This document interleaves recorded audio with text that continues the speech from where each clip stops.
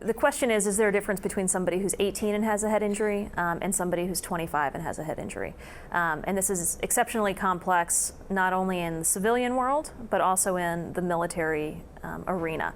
And I'll answer them two different ways. In the civilian, in both areas, we don't know. We don't know if it's different, if it's better for you to be injured at 18 versus better for you to be injured at 25.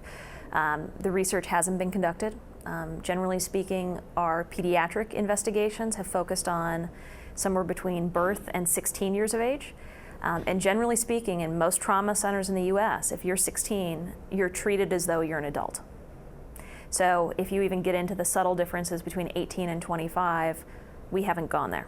Most of our studies have looked at adults 18 and over, and those who are under 16, very few that actually look at the effects overall. So we just don't know. We hypothesize based on data that we have that the earlier the injury, the worse off you are, even at 18, which may have something to do with where you are in your educational process. So you can imagine that if you have your injury at 18 and you've just entered college, that you might have a harder time getting through college, if you get through college at all, versus if you're 22 and you already have your college degree, you're still likely to end up with a better job than somebody who's not able to complete college. So we think that there are both neurophysiologic changes that happen and interfere with that because the brain is still developing, as well as behavioral and educational attainment problems that we're seeing. In the military, we have the additional problem that generally speaking, you have high periods of stress. We do not know how high periods of stress affect the developing brain.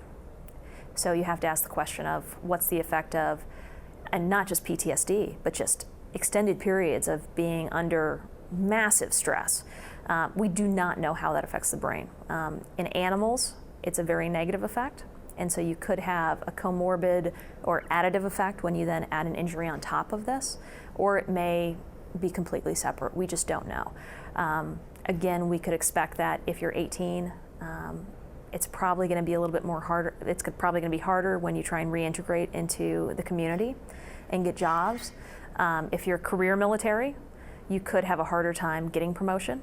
You could have a harder time even when you're back here getting a job.